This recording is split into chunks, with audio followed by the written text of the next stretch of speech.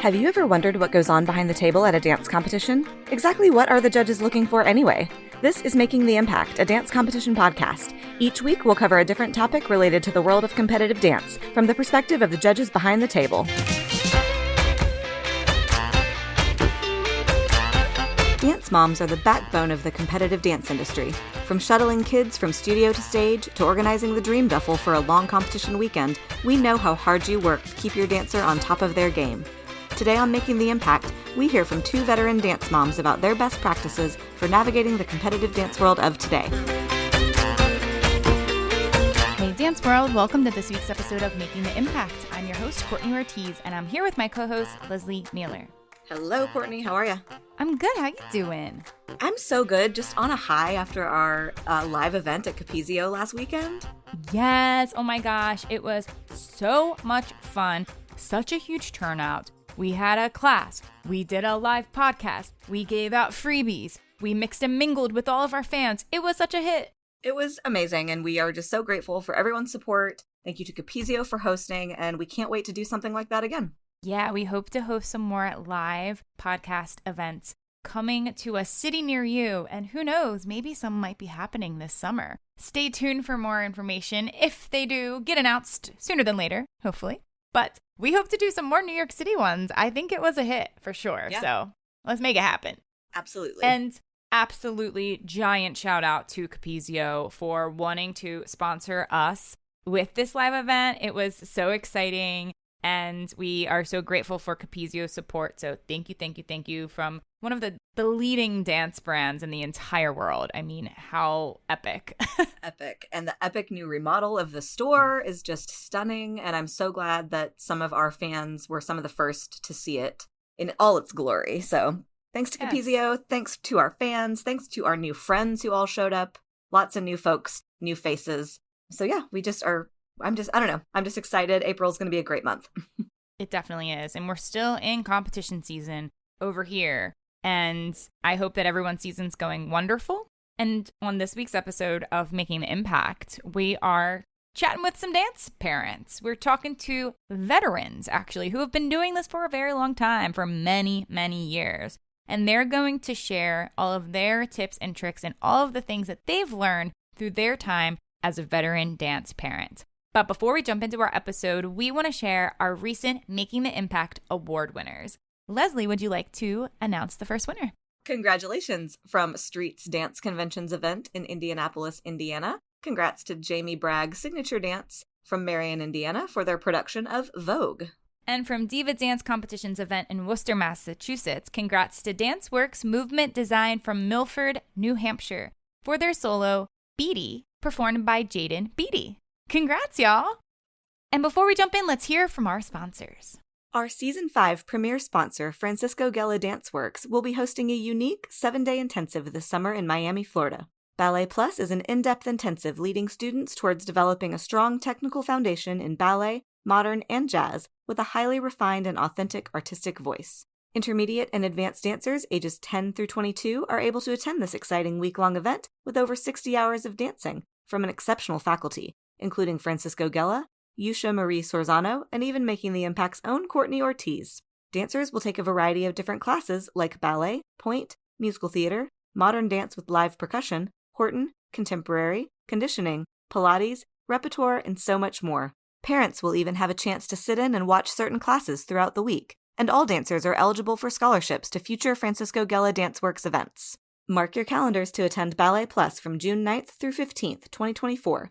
And register now to receive $75 off tuition with our exclusive podcast promo code. Use the code Making the Impact in all caps when registering for the Ballet Plus Intensive at franciscogeladance.com. All right, everyone. I'm excited for this episode today because it's for the dance parents out there. We love you, dance parents. And we actually have brought on some veteran dance moms on the episode today to share some tips and tricks from their time as a dance parent. They've been doing this for a very long time, so I'm sure that they know a lot of things to share with our listener and our world out there for a lot of the newer, inexperienced dance moms who are breaking into this beautiful thing we called the dance industry and the competitive dance side of the industry. I'm so excited to have two brand new guests joining us, and the first guest that I'm excited to welcome is a Platinum Premium member. They have been a die-hard Making the Impact fan from the beginning, and I've even had the chance to meet them and get to know them even more on our seasonal Zoom check-ins with our Platinum Premium members. It's been so great to get to know them and learn about their dancer's journey. And I was like, let's have a Platinum Premium veteran dance mom on this episode. I'm excited to welcome Jodi Ashby to the pod. Welcome, Jodi. Thank you so much. I'm so honored to be here. I'm so excited. It's got to feel pretty cool to like finally be on a podcast that you diehard listen to, It's like as a guest. Yes, it's amazing. I mean, I've listened to every episode and I'm like, yeah, it's just amazing. And I'm just so honored. So thank you so much. Yeah, I'm so really, cool. really excited to learn more about you. So please feel free to share with the world where you're based, how many dancers you have, where they dance, and anything else you'd like to share about being a dance mom. Sure. So thank you. We're based in Cleveland, Ohio, just on the east side, like a suburb of Cleveland. I'm a dance mom to 3 daughters, varying ages, Jenny, Jamie, and Josie. Jenny is a senior in high school. She's about to graduate. Jamie is a freshman, and Josie's a 7th grader. And they've been competing in like all styles of dance. So you name a style, they've probably danced in it for my oldest one for over 12 years. My oldest, Jenny, is actually going to CLI Conservatory in the fall. So she got accepted. So she is so excited. I can tell you more a little later. I'm just a very involved dance mom at our studio. We're in Solon, Ohio, Dance Studio M. Thank you, all the teachers out there. We love you. And I just love helping others and sharing my knowledge with everyone. I did dance growing up, actually, at a different dance studio called Noreen Londrigan School of Dance in Mayfield, Ohio. And I was on the high school dance team and like did football games and basketball games. And my daughters just started dancing and competing at that same studio growing up. And then we ended up moving like 20 minutes away about 10 years ago. So we moved to our new studio. And so it's just been an amazing experience. They've gotten so much more confident and just with so much experience, I have so much to share about that. And I even started to dance myself back at my local studio about Cool. 5 years ago. So I tell tap and jazz and we perform in their recitals. And I even perform with a local in-house, like kind of like dance showcase group. And we perform before I did get injured recently. So I've been kind of taking a hiatus, but I still dance at my studio. So it's just, we're a whole family of dance and it's just an amazing experience. So thankful. Wow. All Yeah, dance all the time. You've been doing this for a while, and it sounds like that you aren't finished yet because your one dancer is only in 7th grade. So you have many more years of this dance mom life. Yes. I love it. Well, Jodi, thank you for supporting our podcast. Thanks for being a Platinum Premium member. And thank you for joining us as a guest on Making the Impact. Thank you so much.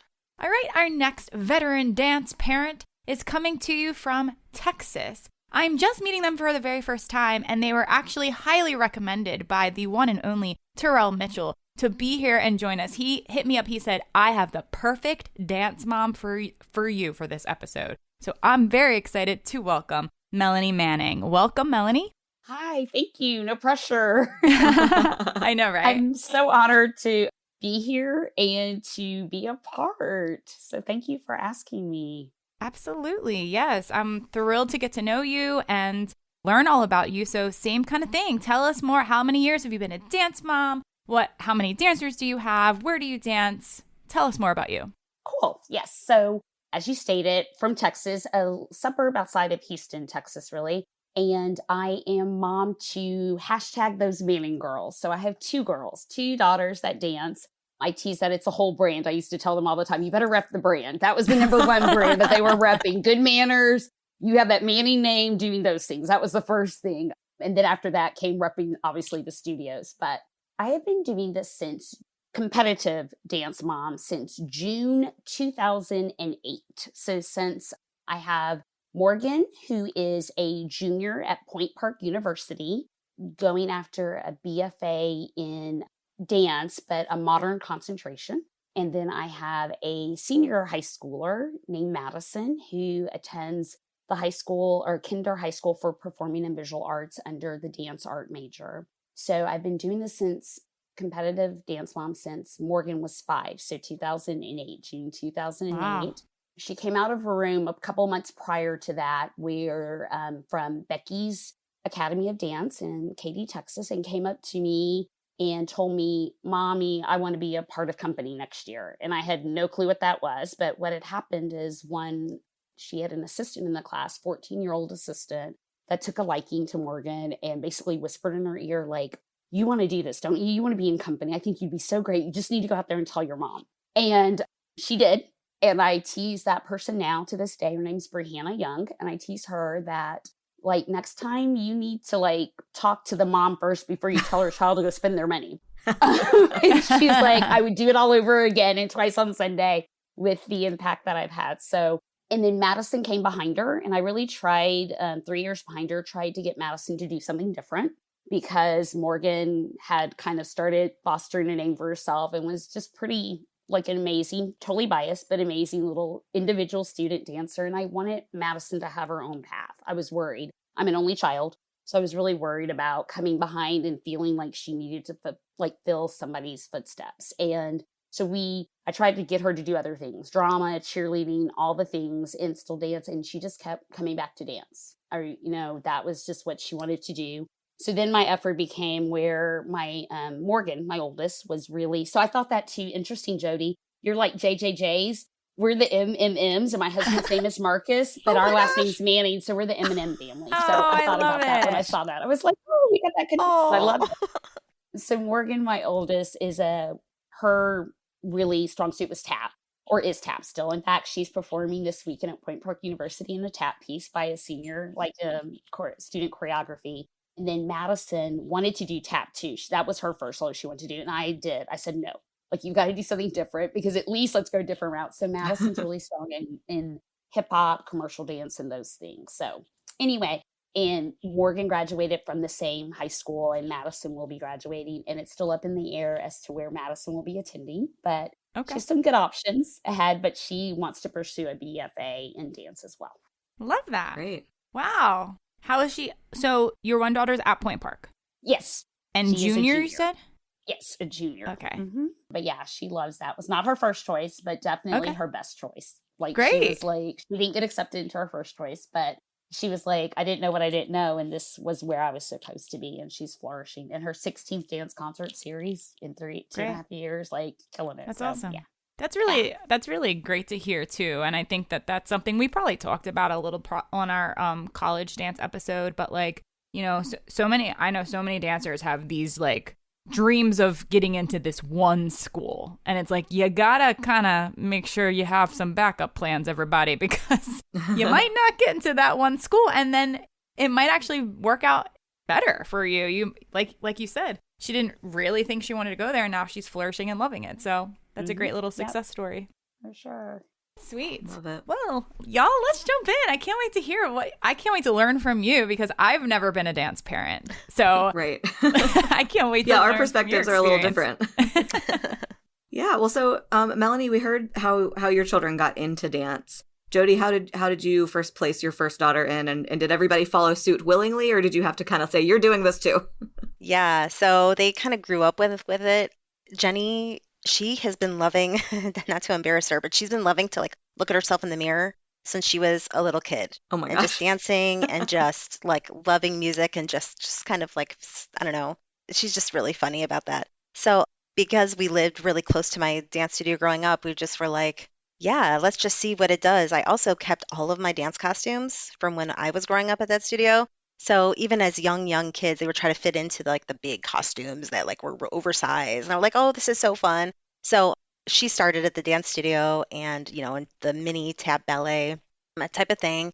And then when I had my other one, she just kind of came along, right? She just was, like, at the studio. And then she's like, oh, I want to come and I want to join. So she started. And then soon, a couple of years later, Josie started to come, and there's Shayal. So I have some pictures of when they just were all dancing together at the same time. So yeah, and just they at the time, Jenny, when I think she was, like, in first grade or something, they have to be asked at actually both of our studios to become part of the competition team. I know it just kind of, like, depends on some of the places, and I know at our old studio, it was just an honor that she was asked to join the competition team. And so she started with that, and she started with, I think, tap was her first one, and then she's did another tap and then another jazz. And by that time, my youngest one was asked to also do the competition team. So it just kind of went from there. I remember my middle one, kind of like you, Melanie, like, do we go in the same route? Do we kind of not? It's just kind of up to her. But at her first dance competition, the first dance recital, my middle one, she wouldn't go on the stage at the Aw. dress rehearsal. And the poor little thing, she was so nervous, she wouldn't go on.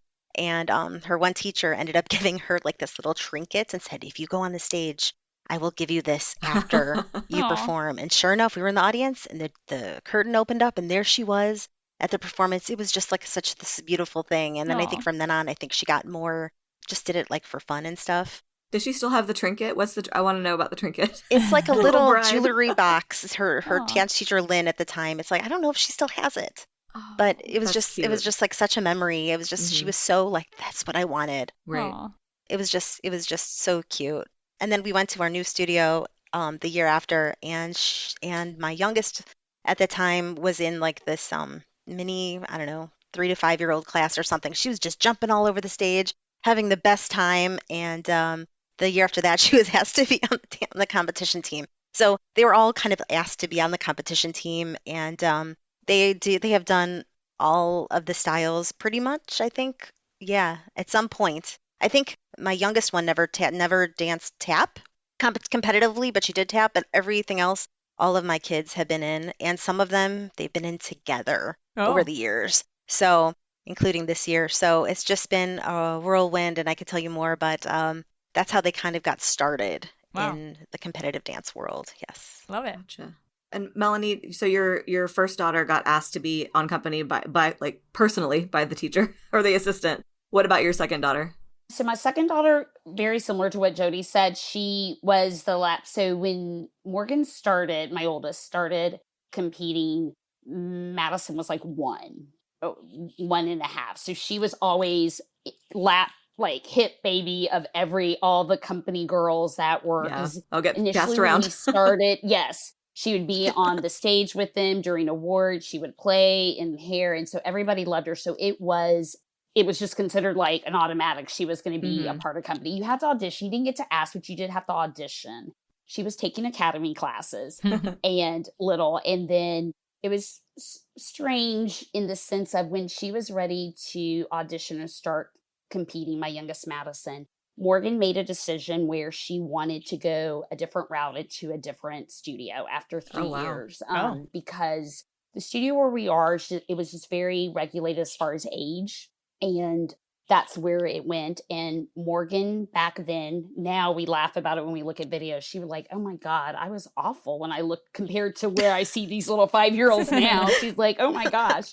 But that's another subject for maybe later in this conversation of how it's more. But she was like, oh my gosh, I was awful. I mean, I'm like, no, you really weren't. But she decided to go to another company that was more into where it was a smaller company and there was no age division. It was just kind of morphed and really a lot into modern bass and more movement. And so she decided to go that route and leave a company that she had been with since studio wise, since she had been 3. So, and then she left at 7 to go Wow. a different route, left in very good terms. In fact, she still would come back and teach at the studio where she first started. So left on very good terms, but she went to compete with this other company. So just by way at that time, my little one kind of went with us and started there where she was the youngest. She was, 5 and would be like when they did a group number production, she was dancing with 17-year-olds a little bit. Like she used to think they were her backup dancers. That's what she would say. She was like, the first piece was like Madonna Celebration or something like that. And she was like, where she'd call them on stage and all this. Cute. It. And has never gotten away from that. And Courtney, I think you have, like, she's been in your class before. So, like, y'all have had some where I know she does, like, so she's a whole handful. Aw. But she not by choice really went with that company. It was called Top Flight Dance. I didn't give a kudos, but Becky's Academy of Dance is where we started.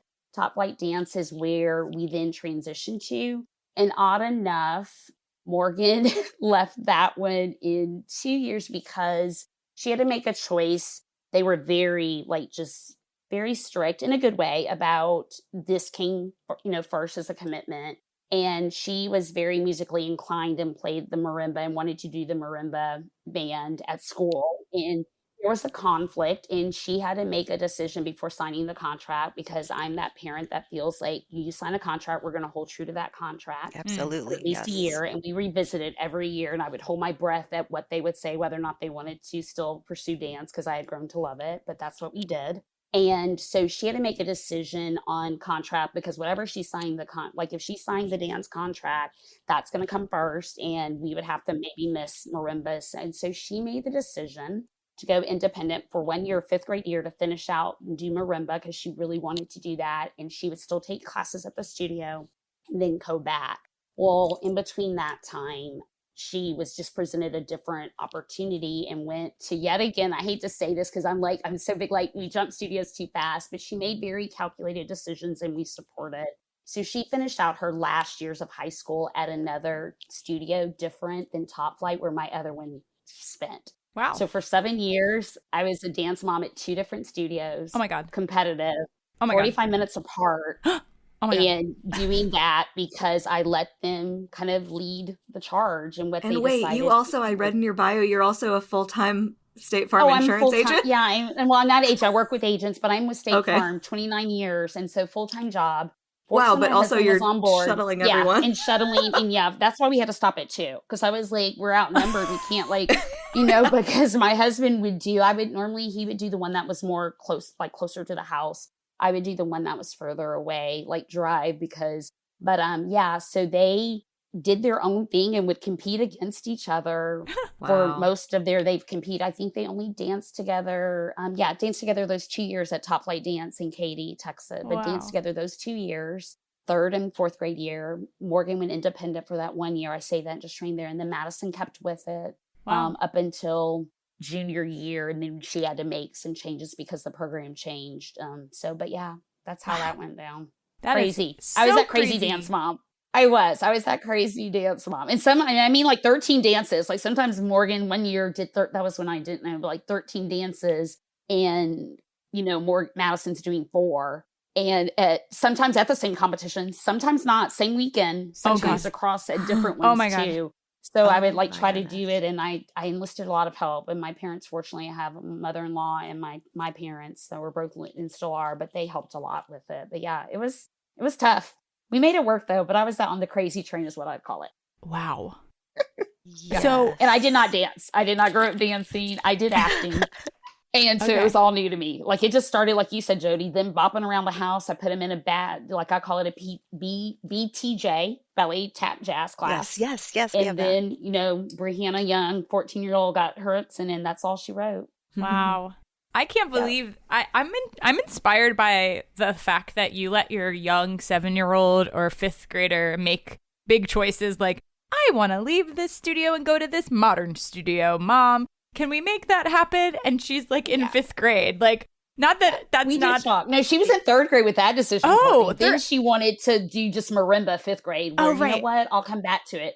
Marimba's only here 1 more year in elementary school. Top Flight's not going anywhere. I mean, that's I'll true. Circle back around. That's a very thoughtful child. Like, she sounds very mature with what kind of 5th grader is making those type of life choices? I mean, that part. Come on. And we did talk. We weighed and this is what the pros and cons. Still doing that to this day with Madison and college choices. Yeah. And I know you know that, Jodi, with yours has already made the decision, but I'm sure leading up to the making the decision of CLI, that was hard. You do kind of, and so just putting it all out there and really allowing them to lead the charge is what I did, but I would guide them. That's what I think I wrote that down, kind of in thinking about some of the things like letting them lead, but I'm still their guide, like a bumper car. I'm still there, like those, like when you shoot the bowling ball. Yes. Like to be like let's kind of, get back on there because this is the goal. If this is the goal, are the choices that you're wanting to make, is it going to lead us to the goal? And if not, then it's beautiful. Let's get a new ball or let's go, pick a different lane or put up those, so kind of that. That's a horrible analogy, but y'all kind of get it. No, I love it. Yeah, I love it. Great advice. My middle one, Jamie, actually made a life decision too at some point, similar to you, Melanie, where she was kind of getting into gymnastics. She liked the acro kind of thing. And so she kind of quit dance for a little time. And so we were driving again, similar to you. We are very much in common. We're like kindred spirits here. We were doing like the gymnastics 20 minutes away thing, but at the same time we had dance. And so we would enlist all of our help. So we had two in dance, one in gymnastics, and it was insane. But my gymnastics one still came to the dance things. And then she kind of at the time were in some competitions with my older ones, just kind of like playing around with some of her old friends, and she was missing it. And so yeah, but she also made those like really tough choices, and we gave her the opportunity. We're like, what do you want to do? And she didn't do dance for maybe a year, but then she ended up coming back, and it's so wild, so That crazy. is, yeah. Yeah. How do you handle, so Melanie, you mentioned, that at your studios, I forget which one, but like there's a contract to be signed. There's this comes first or this comes, whatever it is. How do y'all deal with that as parents? And, I feel like there's in the industry, and maybe in general, it's like people don't show up and people don't come and people are late and people are like, well, I have a conflict. And like, that just seems to be the situation for everyone, everywhere, in every activity. But how do you keep your kids on task for that contract and like without being an overbearing monster of a parent, It's hard. I will say that it is hard. And I recently saw somewhere, I don't know who posted it, but I know Terrell Mitchell ended up sharing it again and said this, and it was the common thing. And I think we have shirts that say like, I have dance, or you can't, like, and how that creates kind of like where sometimes students or kids lose the love and the joy of it. So it's, to me, a fine balance of doing that. And I think it's about having a conversation, explaining. Again, I revisit it with them, and I still do this, like just did this with Morgan, my oldest, in college, because she's had some opportunity provided her that where the question's been asked, how important is for you to finish and get your degree? And so, always having that conversation about, do you understand what this commitment means as much as you can? And I know they're young when they start. I'm dealing with older, but I think back then I still had the conversation with the 5-year-old Morgan, with the 5-year-old Madison, more so with Madison, because Madison's a little bit more social. My youngest is much more social than my oldest. So having that understanding of what this means and having those conversations, but also still utilizing, it's a matter to me of planning. So I don't feel it's easy to do when you have to sign a contract if you're not a planner. So enlisting people that understand our lifestyle, that if you're wanting my child to be present at something, I need fair notice. And having Madison understand that too, if you're wanting to participate something now, especially in high school, we need fair notice. We have a calendar, we set out the things, and this is what we're signing up for. So if you're making this commitment to being a part of the company, this is how minimum dance is. And I say company, she's a Hollywood Vibe company member as well. So we have to do that. She has a minimum of 3. That's the reason why she didn't audition for some others that have a minimum of 7 like weekends. So we get all the information and really sit down and make a decision and a commitment that we're going to hold true to. And then we do utilize as much as possible. If you're allowed 3 absences, just like Morgan in college right now, she takes every bit of her 3 gives that she has throughout the semester. She takes that as a mental break and schedules something to really utilize that. So we really work to have that, and we'll utilize the absences. If you get so many absences, then let's plan around that and make that work and communicate. So that's how we work to balance it. And then again, like I said, every year we revisit it and I hold my breath. And so far I've been really fortunate as far as they're like, no, I still want to do this. Studios have changed maybe, and the commitments of programs, and not wanting to do conservatory program, wanting to do competition. And then when it became no longer an option for my youngest to do, she had to go the conservatory program, but she goes to performing arts high school. She didn't want any parts of that. She's like, I don't want to do papers at school and then have to come do papers at a conservatory program, extracurricular, and take tests. And if I don't pass the test, may not get a solo. Wow. She didn't want that. That's how it was. And I get it. It was beneficial for some. It just didn't fit us because she already was getting that at her school. Mm-hmm. So as a result, she had to make some changes. So just revisiting the conversation. I hate that's long-winded. But, yeah. That's perfect. Yep. I have a very similar story. I was like, yes, every single thing. Every year we get a contract, and what they do is at the end of the dance recital kind of year, we usually have dance recitals, Saturday, Sunday. That Monday, they started to change it so that everyone's waiting on their email, right? And they get a link to their Google Drive that they're special for them, and it has their name, and it has, you open it up and it has their schedule and their classes and their extras, their solo, duet, trios thing that they're registered for, that they were identified for, right? And so everyone's talking, oh my gosh, did you get this? Did you get this? Oh my gosh, I don't know what to do. Like, what, we made this team? Oh my gosh, I made this team. Yay, we're together. Oh, we're not together. What happened? And emotions and this whole thing. And so that happens in like June, and we have about until like I think the end of that month actually to sign a contract. And it's the same thing. You have to sign a contract, and it's all the things, and you have to say what you want to commit to, right? And the teams, and most of the time they're like, I think there's not been one time that are like, no, we're not going to accept this team. Like they're just like, yes, this is what we got. So every year I'm like, because when we get the acceptance to the teams, we actually get the commitment to the whole year. So even in June, for starting that fall, we already know, okay, Mondays we're going to be there from 5 to 9, some of them. Oh, Tuesdays, only Josie. Wednesdays, all three of them at some point, back and forth, back and forth. So we already know. And so that's really, really helpful as far as that. And I said, are you ready to make this commitment? Because if you do this, that means, Josie, let's just say, hey, if you're interested in volleyball, sorry, but sometimes the volleyball stuff might go past the times you have to start. Not sure if that's going to work. Oh, you want to be this other thing, this other team? Well, you can't because of dance. Like the shirt, like you're saying, I can't because we have dance. Like it's completely true. And every time, like we have certain things in their contract, like you can't start to miss, I think it's 2 of like certain classes. I think 2 ballets or 2, we call jump, sleeps, and turns classes. I think it's every half year. You start to miss, you have to make them up. And so they do keep track of that. And I just keep saying, okay, this is our commitment. If you don't want to be here because you're tired, exhausted, whatever, you have another commitment, okay, but just know that you're going to have to make this up. And it's really, really important for not only you as a person, as a dancer, but also for your team, especially if it's your team. We're making commitments, and they're learning new choreography. They're doing all this stuff. They're learning things. And if they're not there, their whole team misses out on their knowledge, and that's not fair to them, and that's not fair to you, and you're never going to grow. So we just keep having to make this commitment. And there's times, of course, where they're like, we don't want to do this anymore. Not Jenny, not my oldest one, but my younger two. We don't want to do this anymore. And it always comes like in the fall time when the competitions hasn't really started. They're like they've learned all their dances, but they're not in the groove yet. Once competition starts, like in January, February, they're like, oh, we're ready. We're like, we don't want to quit. But like, it's always just really hard. I'm like, you've made this commitment. We've signed you up. We've paid for all the costumes. We've done all this stuff, and we know all the stuff. You have to make this commitment, and we can always reevaluate it every year.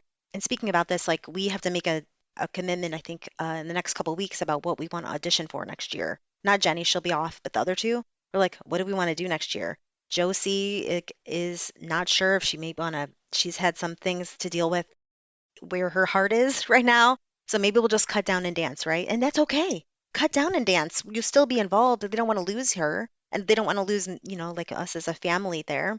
So we have to decide what we want to do. Jamie, my middle one, who's a ninth grader, she also just got put onto our high school dance team, and it's a really competitive, really great thing. So it's kind of like, okay, well, where does that fit in to the dance competitions world too? And she loves dance competitions. My middle one loves it. She wants to make everyone feel good about their dancing, and she just loves it. She always talks to the backstage people. She's just like a really love dance competition thing. And so I think for her not to be there is going to be really hard. My youngest one is more very critical about herself.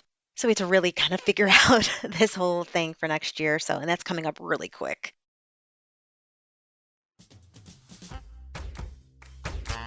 If your dancer has a passion for ballet and classical training and wants to attend a unique 7-day summer intensive, then join us at Francisco Gala Danceworks Ballet Plus Intensive. Taking place in sunny Miami, Florida this June 9th through the 15th, 2024. Ballet Plus is an in-depth intensive leading students towards developing a strong technical foundation in ballet, modern, and jazz, with a highly refined and authentic artistic voice. And guess what? If you attend the Ballet Plus Intensive this summer, then you'll also get a chance to dance with me. I'm thrilled to be returning back for my second year teaching jazz and musical theater at this amazing event, and I would love to see you there. The Ballet Plus Intensive is open to intermediate and advanced dancers ages 10 through 22.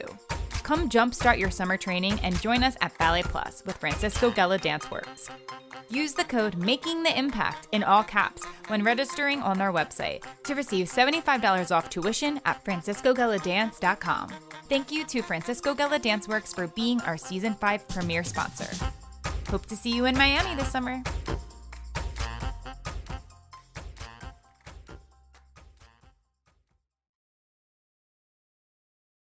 It's crazy that that's happening like during the season. You haven't even finished comp yet, and you're like, we're already thinking about next year. Well, but that's They what do. makes this all so hard is that, like, in order to do it well and to give it the thought it all deserves, and that's what both of you, I think, are saying, like, I need advance notice to make this happen. Well, Yes. that's on the studios, and y'all sound like you have really great studios who offer Absolutely. you that advance notice to be able to say in March, April, whenever this episode releases, what does next year look like? But, like, you have to be ready as a parent to look that far ahead, and so do the kids. And I think that's Yeah. hard sometimes when, you know, as an adult, yeah, you can kind of look into the future and sort of see what's going to happen. But for kids, it's like today. Yeah. Today for you, tomorrow for me, whatever. Like, And it's also, that I think part. it's interesting to hear that, because I feel like all of this logistical stuff I didn't understand or have to deal with as a child growing up in a dance studio, you know? We make it It's- happen. We make it Yeah. rain. Yeah. That's all Right. they know. Like, Yeah. moms right, make you're it like, I happen. showed up here. I got here. Exactly. So it's really interesting to hear. And I think the important thing for a lot of listeners to remember is that, you know, there's a lot of times where I feel like people feel obligated to like take everything that they were given. If they auditioned for whatever on the company and they were given all these different teams and all these different dances and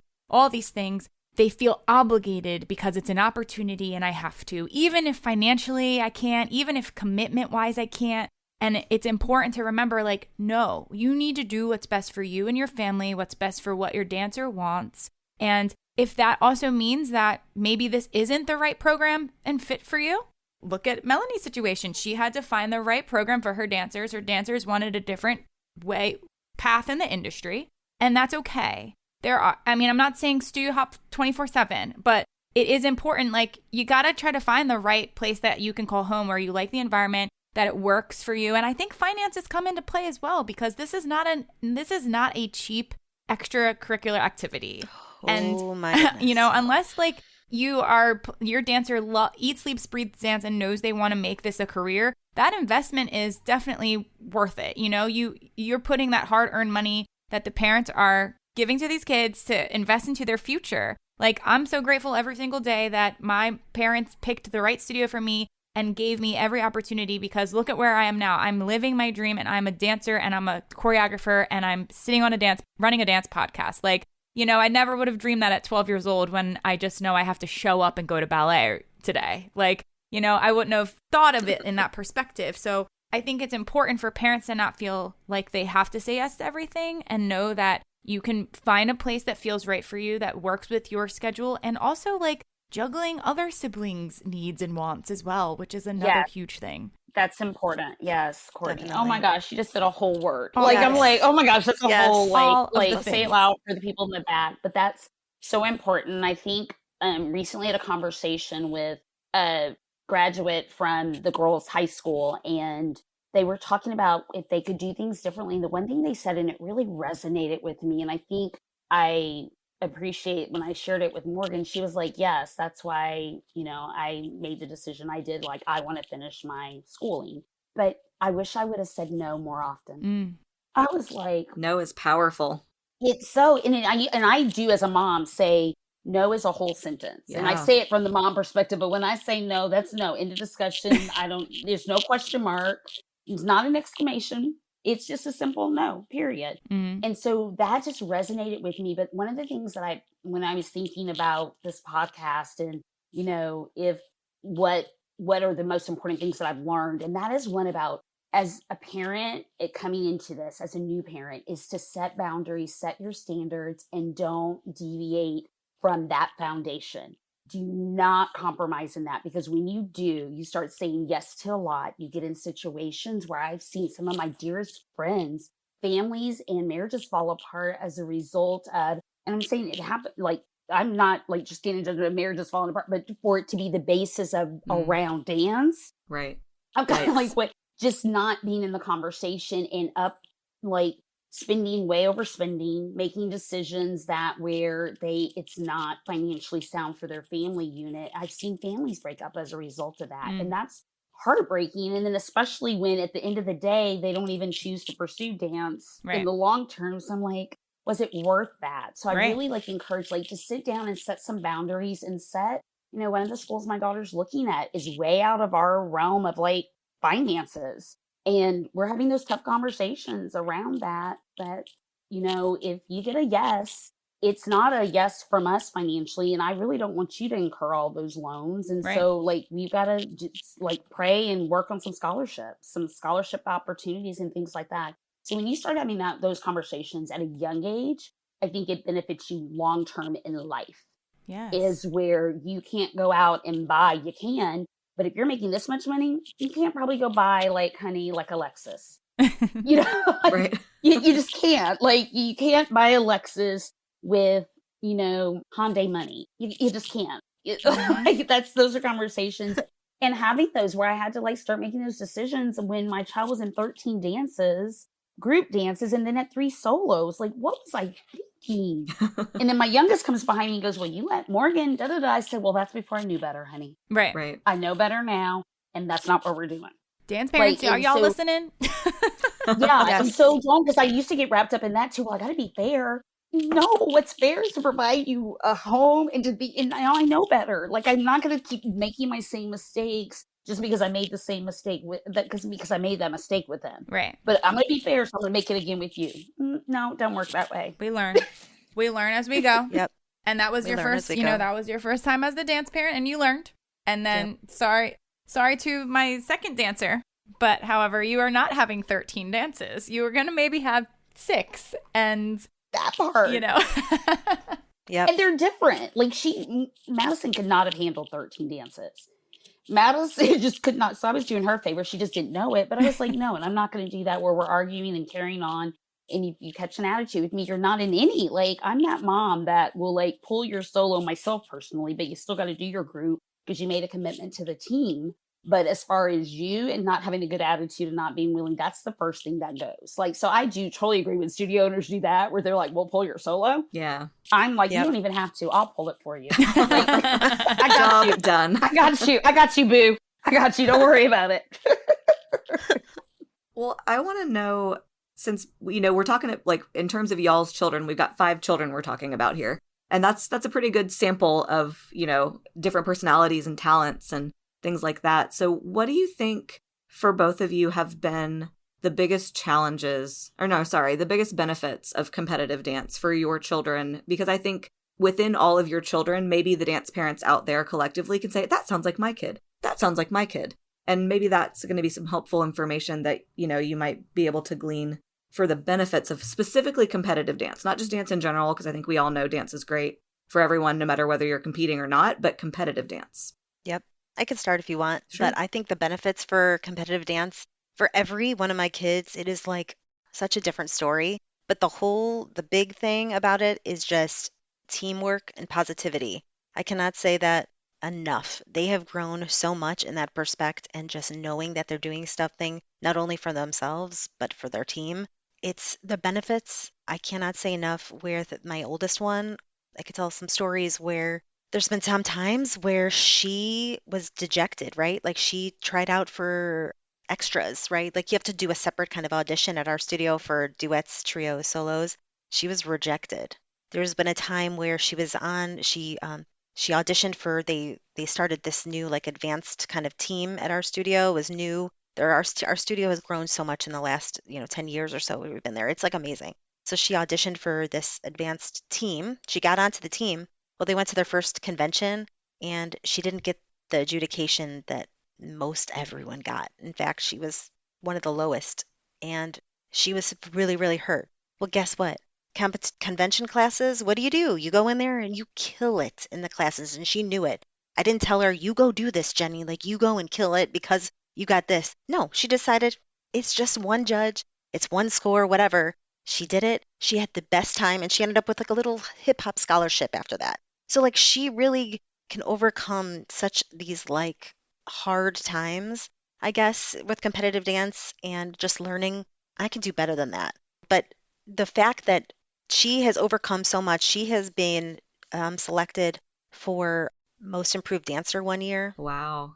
That's Well, that's like huge. such an honor. Like that of Totally. any like thing that she was selected, and I'm like, and I had a feeling that she was because we have like this dance band, and I'm like, and I'm just wondering, I'm like, I was so proud of her that she did that one year. She used to cry actually at the beginning of the season. They have to like do these like 30-minute, 30-second, like 1 minute like self choreographed little solo things just to get them used to being in front of each other. And she cried her first Oh, year, and looking back on it, like now as a senior, she is like, get myself out here. I want to do this. And in fact, the solo that she did, I think someone recorded her doing it this past year. She used that for her audition video for CLI. Oh, oh, wow. Like that's how much she went from this crying girl, I Yeah. don't want to do this, to now all this self-confidence. And now that is the thing that she used. She choreographed it herself to audition for CLI. So like I can't even, I'm just so proud of her for like everything that she's like overcome. That's great.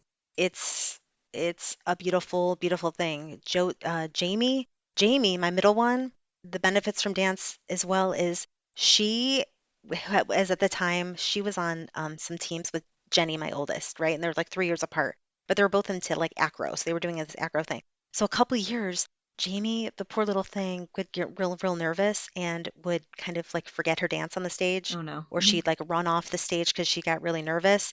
And some people would be like, oh my gosh, like Jamie wouldn't want to come back on. She would be like, I don't want to do this. And luckily, her teachers, their teachers there, I can't speak enough for Michelle, Nina, Cassandra, Katie, Emily. They're just so willing to just talk to them, whatever, behind the stage without even getting upset that she walked off the stage. Like, it doesn't matter that you walked off the stage. It doesn't matter that you forgot your dance. Just go back on there and just do it. And she did. great. And she did it. She did at this even last year, she, I think, forgot one of her solos. She has this like, I think she gets like a little nervous in her head. Mhm. And, Scary. but she just keeps doing it. And the thing with her is that she just keeps overcoming it. And she just loves everybody so much and respects the teachers and wants everyone else to kind of like do such a good job that she just moves on. And Yeah. it's It's just good such an amazing, perseverance. Like that it's a just sounds good, like she's like, you know what? I'm yes. going to plot ahead because I love this and like maybe I could put that behind me Yes. today.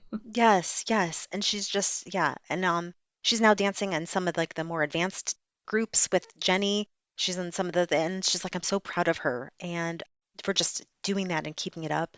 Then there's Josie. She's really hard on herself. She has like lacks confidence sometimes. And so for her just to do everything is a chore, but she loves it and she loves all the people and she loves everything. She just is really, really hard on herself, right? And I feel terrible about it.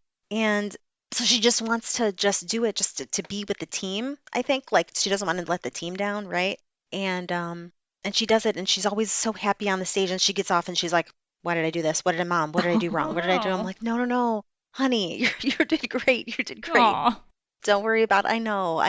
She's always worried that she did something wrong. I'm like, no. You did beautiful, and you're doing it beautiful for you. Like one of my kids are at different levels, and that's okay. And I have so much to be grateful for with all of them. And I think just learning the fact that they can, yeah, the perseverance, like you said, Lesley, just is just amazing for them. I'm just really, really proud of them.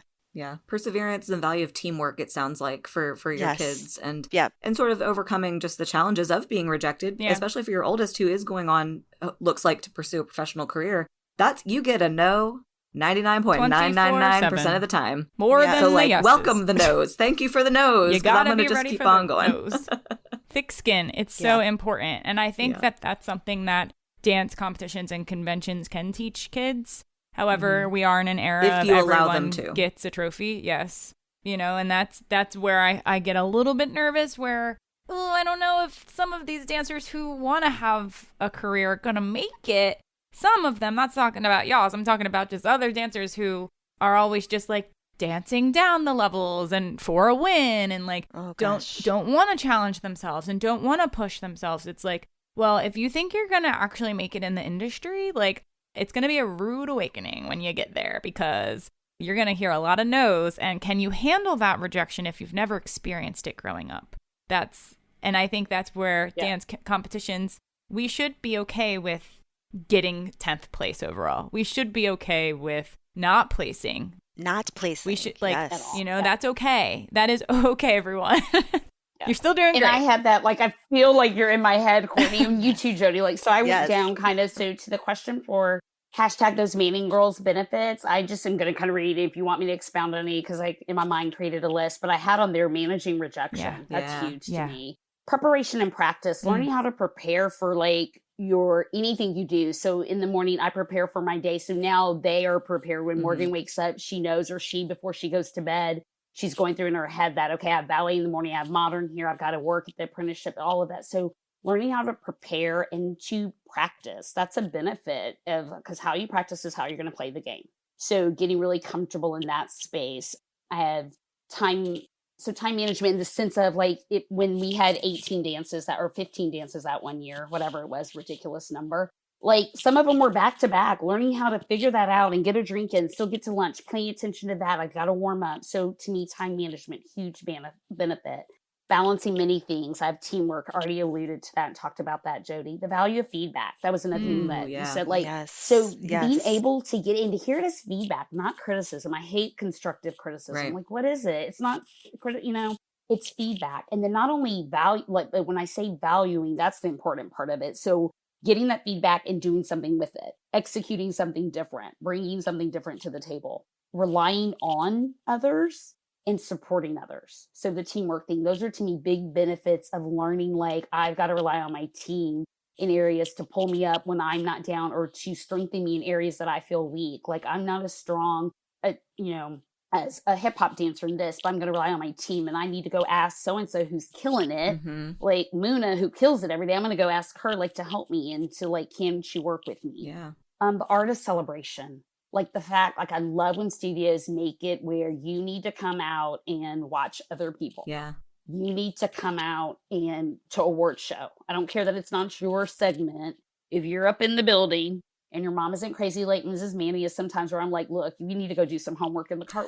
Outside of that, you need to be there. You need to be there supporting. The itty bitties and the bigs that. The art of celebration is so huge in life. Yeah. And so important. And I was just in a call, we're listening on another, my youngest Madison now participates. Her team is TDA prep and they offer some parent classes as a result of that. And one of them was JoJo from Hubbard Street came on to talk about how to book the job. And one thing he said that resonated to this point is I watch how you are on the sidelines when other people are dancing. Yep. And how if you're celebrating them, if you're focused on that and that piece. And I think competition dance taught my girls that. Yeah. The how to celebrate. And then putting your best foot forward at all times. You can't rely regardless, you could be first place overall one Sunday. Next Sunday, you can be 5th overall because you were relying on being first and they wanted something different. So at the end of the day, if you put your best foot forward and you're okay with what you've given, you do not care as much about what you got or what you didn't get. When Morgan did not get into her top choice, she knew she gave it her all and it wasn't meant for her, but she gave it her all. So when you know that, and when they know that it just takes a lot of the emotion out of it and making it as personal. So when in competition, you got to put your best foot forward every time. You can't rely. You got to so the last thing I had is staying on the grind. I'm doing it. Staying on the grind. Never settling. And then every day, this is something, a mantra I have, and I've given it to my girls is and today I begin again. Score 0-0. Now it's up to me to put points on the board every time. I love that you're doing that, just dancers are athletes, but just like basketball players do. And you start fresh every time. And same with, football and, anything so that's what I really think those are the true benefits that the girls have gotten that I feel will carry through. Fortunately for me and my pocketbook, both of them want to pursue dance. But even if they don't, and I've seen so many people in my 16 years that go a different route, but the one thing that's common for the most part is that they're successful in anything and everything they're doing. And those that are not, there are some other issues there that they probably could have seen in dance and how it manifested in dance. if they're, if we were paying attention to like pull their coattail and be like, hey, that's going to show up this way in life. So yeah, would do it all over again, would spend maybe not all of the money I have, but quite a bit of it. Just knowing that I could have saved some of that just for where we are now, which is the tuition costs at Point Park and whatever else, Madison decides to go. I just, y'all just really, to me, drove home, because we, everybody everywhere can have an argument all day long about why competitive dance is toxic and hard and unrealistic and all the terrible things it can be and sometimes really actually is. However, you don't get this kind of passionate explanation of why competitive dance benefits you from the people who just put their kids in recreational everything. Because listen, if you're just recreationally doing anything, you don't have that commitment to a team, because we're just doing this for fun. I can stay home because I'm tired because it's just fun. It doesn't matter to a team if you're just doing something for fun. When you add the competitive element, it ups the stakes. And I think in life, there's plenty of people who just kind of float around in their life as adults. And those are people who I think didn't have this experience of learning to work with a team, learning to be committed, learning to face rejection. And like, we all do know those people. Maybe they're not really necessarily people we associate with because they're on a different track of life, but they're out there and we know them. And maybe they're not as happy or as successful or as committed or as grounded, So I just love that y'all brought up all of these key elements about competitive dance, because like I said, we can all have the argument all day long that it's all these bad things, but here are some really, really positive things about it. And what you mentioned, Melanie, about having the studio celebrate your dancers and others, and watching on the sidelines and how you're reacting. Like, with that whole beautiful speech, Lesley, there are a lot of dancers who are getting the competitive aspect, but are taking it almost too far, where maybe it's not toxic, but maybe just their approach is wrong.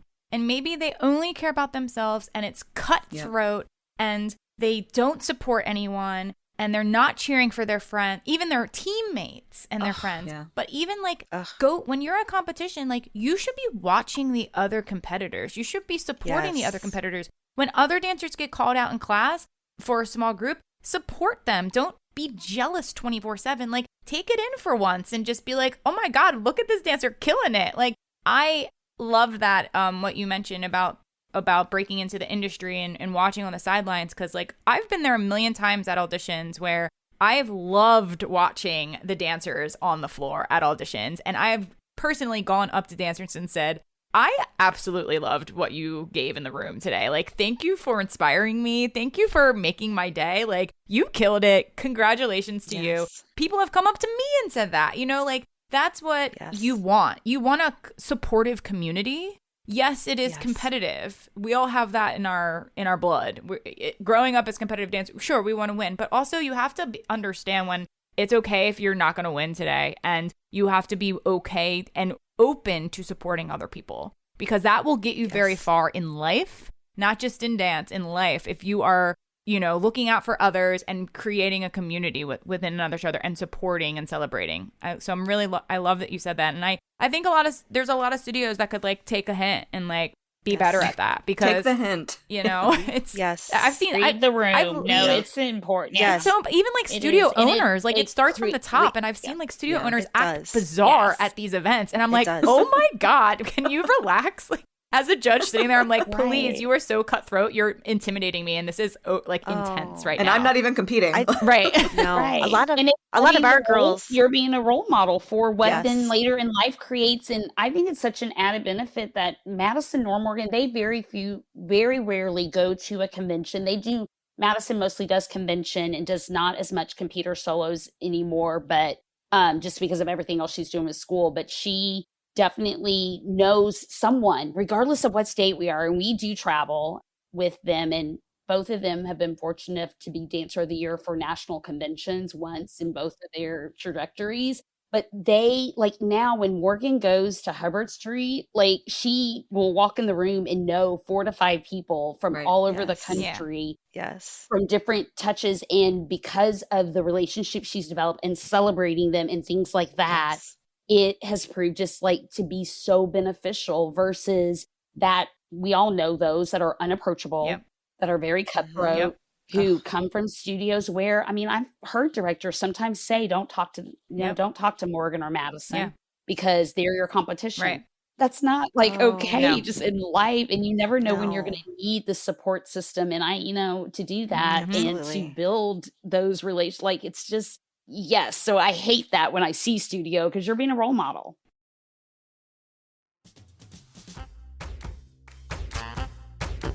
Ready to take your competition dance to the next level? Looking for a fresh set of eyes to critique your solo? Then say hello to IDA's online judges critiques.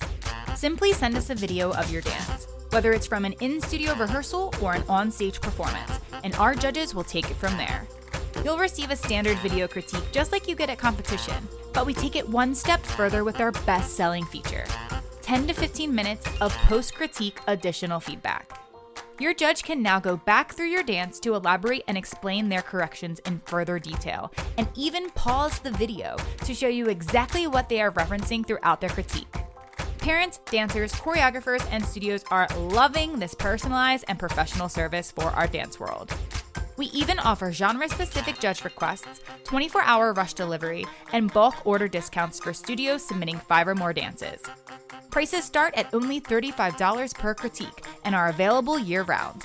Visit our website to learn more and submit your dance now at impactdanceadjudicators.com/online critiques. Get ready to wow the judges at your next competition after using IDA's online judges critiques. We can't wait to see your dance.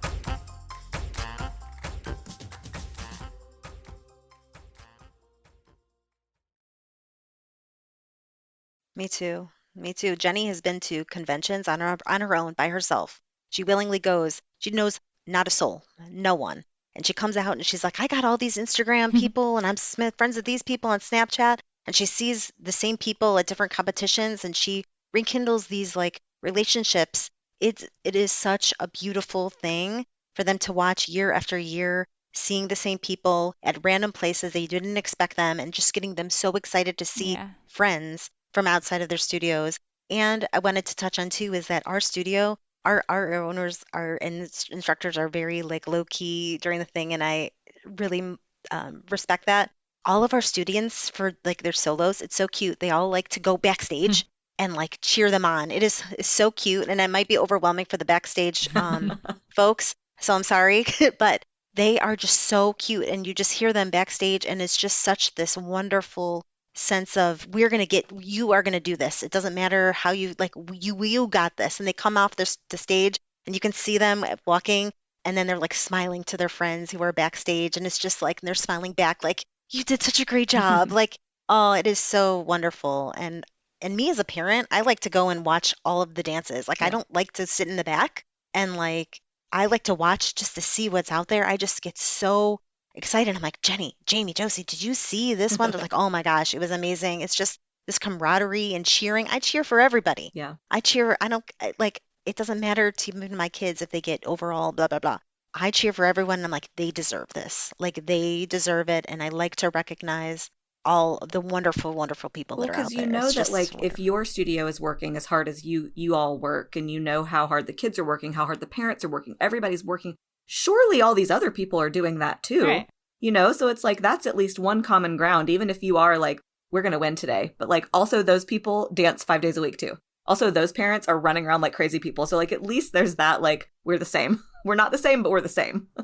Yes. So before we lead out of this episode, I want to see if y'all have any tips and tricks on like the competition day from the dance mom side. Things like costuming tricks or must-haves in your dance bag that you bring to every competition, or how to survive a long weekend with multiple dancers. Any competition advice that is like your go-to? Like what do dance moms come to you and ask? So we typically are there pretty much all weekend, preparing to be there. Most of our competitions are Friday through Sunday, and I am there Friday, Saturday, Sunday, just along with all of the instructors. And it's just like, well, that's what you get for having 3 girls at 3 different levels Yep. and at 3 different age Yeah. levels, right? And so it's just, we're expected to this. And I know I just block off, right? Like Friday, Saturday, Sunday, there's nothing else that we're going to do. But I like to it's taken some time over the years, but I've liked to make sure that all the costumes are in the same order that they are, like when you know all the stuff, right? Because my oldest one, she's not in 13 dances, Melanie, but she's in 8. And that's a lot for our studio. I think only one other person at our studio is in 8. Anyone, Jodi. Yeah, 13's then I have crazy. 13's crazy. That's normal. My middle one's in 6. It's still a lot. Yes, and then my little one is in 5, I think. So to that's get all 19 those for pieces, you. it's a 19. Thank you. Yeah. Yes, 19 costumes. Right. And yes, some of them are in the same costume, so I need to, label everything. Right, then whose is this? Yes, I'm like, who's this? Jenny, Jamie? Is this their jeans? And is this their undergarments? Like, which one? And they have fishnets and they have different types of tights and stuff. So it's like making sure that they're all lined up. I have a bag. I have like them on a hanger with a bag attached to all of their like things for that dance, right? Like whether it's a different hairpiece, which doesn't happen all that much, tights, and I just hang it on the bag and it's all labeled with their name. So I do that for every single one of the dances in there. And sometimes I want to say that they're not that great of organizing. My oldest ones are, my younger one, most of the time I have to do it for her, and I'm okay with that, right? Like, this is what I signed up for, and I'm really okay with that. She's learning, right? And so I take some of that responsibility upon myself to do that. But I make sure that they each have a book bag, and they carry all their shoes. So they are responsible for their shoes. So I make sure that that's in there. I also make sure that we have like the stuff that everyone needs, right? We have stuff to cover their parts that they don't want the judges to show or to other people. We have so many of those. We have extra fake eyelashes, extra glue. We have makeup wipes. We have, I should have made a list of all the stuff that we have.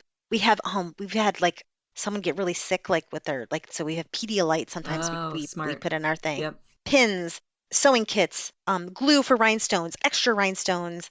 What else? Extra tights, because you never know if something, like the extra shoes sometimes, because there's been one time, like, I'm missing a lyrical shoe, and we can't dance with one shoe. We know this. We're not You have dancing with one listened shoe. to the podcast. I have maybe 1 or 2 times. So you got to have 2 shoes. So we always have like an extra pair, and our people are so nice. You need a tap shoe, which doesn't happen. That tap is different, but like, you need this. We're here for you. Extra earrings. We have to earrings. So we have some people that like are responsible for the extra earrings, the extra hair pieces, and it's just, we have to make sure that everything's labeled in the bag. And snacks. Always have snacks and water. And sometimes it's just a reality that the kids don't want the snacks that you bring to the competition. Correct. They just want you to buy whatever is there. And I'm like, but I just spent out this much money and the snacks that you told me to bring. Oh, you don't want that? Okay, fine. I'll just buy whatever's there. And that's okay, because they're excited, and it's their time to just have fun. And sometimes I have to bring 2 duffel bags, by the way. So it depends on how many kids you have. Just be prepared to have one, because we don't want the whole duffel bag the whole duffel, thing to fall over and tip. It's been happened before with 19 costumes all in one day, right? So we have to bring 2 bags. So that's what I would kind of say is the most important things to remember. Organization is key. Organization. Yeah, organization is key. And I don't have much to offer other than the extra. I'm a big fan of toupee tape. So those are things that we used to use, old school toupee tape. In fact, I still use it even for myself sometimes. Oh, yeah. Like when I'm trying to lay things. Absolutely. But the other thing, very similarly, is that on the bags, I would put the number for that particular, so index cards, the number for that particular routine, and I'd put the expected time. Just smart. so it's kind of on the girls' minds of that. And then on that label, I would put, even though everything was in there and should be, but it was also twofold. The reason why I would do this, the second part of it, I'm going to show you, didn't happen as often, but I would put exactly what was needed, like the costume, shoes, all of those things on that.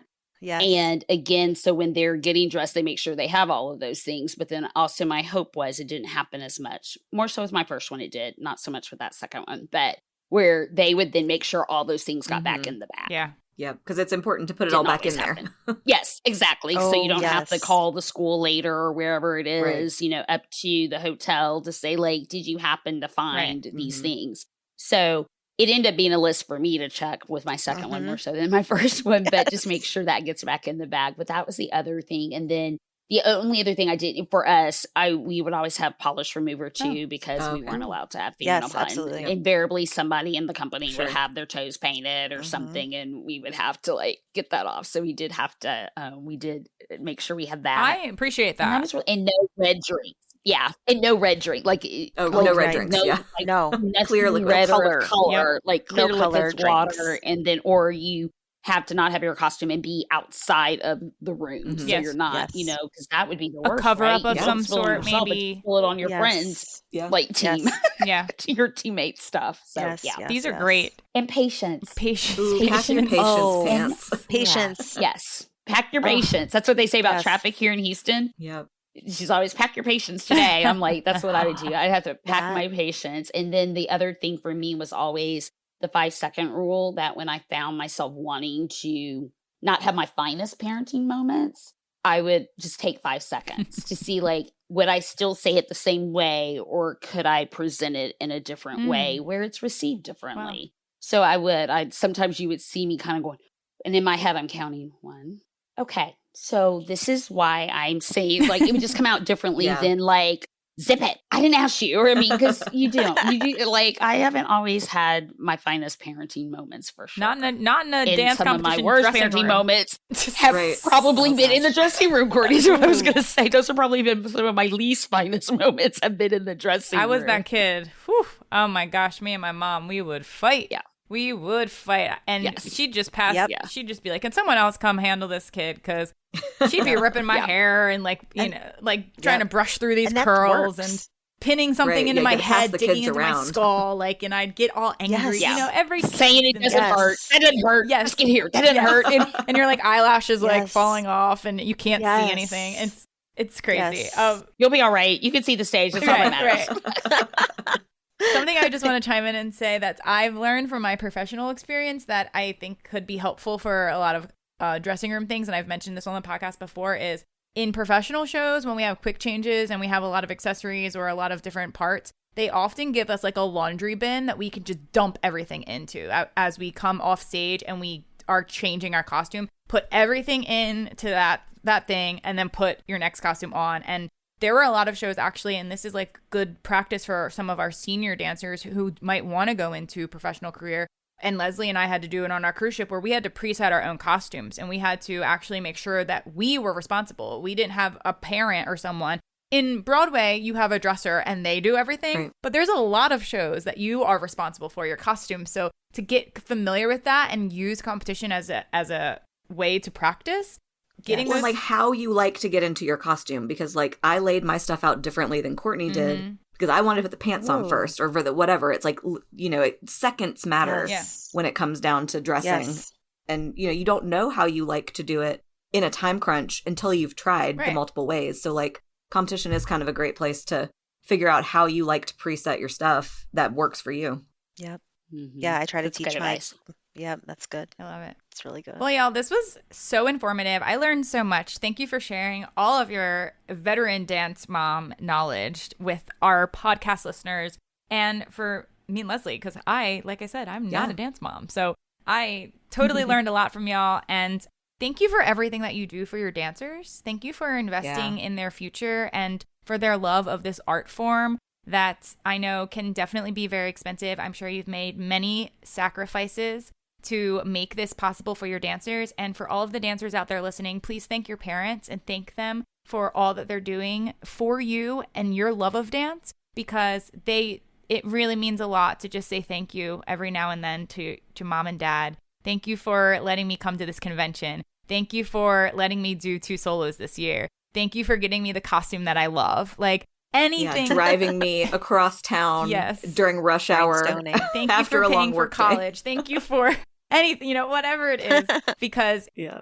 I don't think that and I know I didn't, like as a child, I didn't really realize how much sacrifice and how expensive dance really is. And it's a luxury. We're very lucky to have that in our life.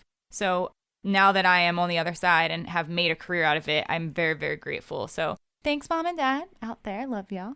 And yes, make sure we all say thank you to our moms, and thank you to these fabulous moms, Jodi and Melanie, for joining us on Making the Impact. It was great having you both. Thank you. Thank It was so you. fun. It was So great. fun. It was great doing it with you, Jodi. It was great, Melanie. So nice. New So friends. great. We're So creating fun. new friends. Maybe you'll see Yes. each Yes, other. definitely. In my Yes. mind, I'm like, ooh, when I get off, I'm going to go. Let me go find her.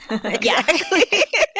And how we always have our guests lead us out on Making the Impact is with one final thought on the discussion today, which you can speak to whoever you want. If you want to talk to other dance moms out there, maybe that final bit of advice that you want to share that you haven't mentioned yet when it comes to being a veteran dance parent in the competitive dance world.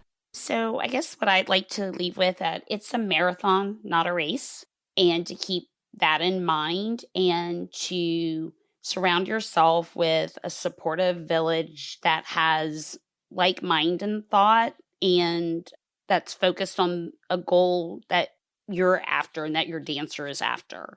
So finding that goal and then finding people that support that and that maybe have a similar trajectory. Those are the people that you should surround yourself with because not every dancer's journey, and I do say that, not family, because I have 2 dancers, Jodi has 3, but their dance journeys are different. They might have similar paths to get there, but their end goal is very different between Morgan and Madison. So figuring that out early and then asking yourself throughout this marathon, is the race I'm running getting me to my goal? And if not, I need to change the lane, change the path to get there is what I would leave those moms and dads and families with. I love it. I have a list of things. So one of the things we didn't touch on is have for dance parents and actually dancers is trust your instructors, trust your studio owners. They know what they're doing. They have put you in this dance, in this position, in this whatever for a reason, and you're important. No matter what role, no matter what thing they have, everything happens for a reason, and they know what they're doing. I always also encourage the studio, if they're not doing it already, to have some sort of communication with each other. When you're at a venue, make sure that you know where the dressing room is. Make sure you know if it's running an hour early, if whatever is happening, just make sure you have some sort of communication. Facebook, remind, band, something. Encourage your kids to be independent, right? So make sure that if you have to straighten your hair for a competition, teach them how to do it. Teach them how to do the makeup. Let them learn. Teach them something new once every time you have a competition. Teach them something new. Don't compare kids. If you have multiple kids, don't compare themselves to each other. They all have, just like you were saying, Melanie, have different paths, different journeys. Do not compare. Let them decide what they want to do this year. If they want to drop or add a genre, let them decide. That is totally fine. Encourage them to know that if it was a different day, a different judge, different stuff, that the competition could have turned out completely different. And even if there was different studios there, you don't know. And you did a great job, and just keep telling them that they did a great job. If there's an opportunity to participate in any sort of like parents class or any sort of thing as parents, do it. You only live once, and have fun and let yourselves embarrass go do that improv competition, do the toe touch competition. Let yourself embarrass yourself for the kids. And kids, kind of the last thought, kids shouldn't be upset at themselves for disappointing a teacher if they did not do well on this dance. They also should do it for themselves. They need to dance to make themselves happy and be proud for themselves, and really not for anyone else. We hope you enjoyed our latest episode all about veteran dance parents in the competitive dance world. Special shout out to our guests, Melanie and Jodi, for joining us. Don't forget to follow them on Instagram. You can find Jodi at Jodi Michelle Ashby and Melanie at Those Manning Girls Mom. Don't forget to follow Making the Impact on Apple Podcasts, Spotify, Amazon Podcasts, and pretty much everywhere you listen to podcasts. And if you want more exclusive episodes, support our podcast by joining our Platinum Premium membership for only $5 a month. Subscribers receive free Making the Impact stickers, shout-outs live on the air, ad-free listening, and exclusive access to our Q&A episodes for members only. Join now at impactdanceadjudicators.com/platinum premium, or click the link in our show notes. Looking for some outside expertise to fine-tune your dance before hitting the competition stage this season? Then check out IDA's online judges critiques. Our seasoned judges will provide you with a video critique of your routine, just like you'd receive at competition. But with IDA's online judges critiques, we take it one step further with our post-critique additional feedback. Your judge will go through your routine again, pausing the video to give you even more detailed and personalized feedback. You can even request a judge that specializes in your style of dance and is available year-round. With critiques starting at only $35, what are you waiting for? Click the link in our show notes or visit our website at impactdanceadjudicators.com/online critiques to learn more and submit your dance today. Season 5 of Making the Impact is almost over, but we have some great episodes coming your way soon.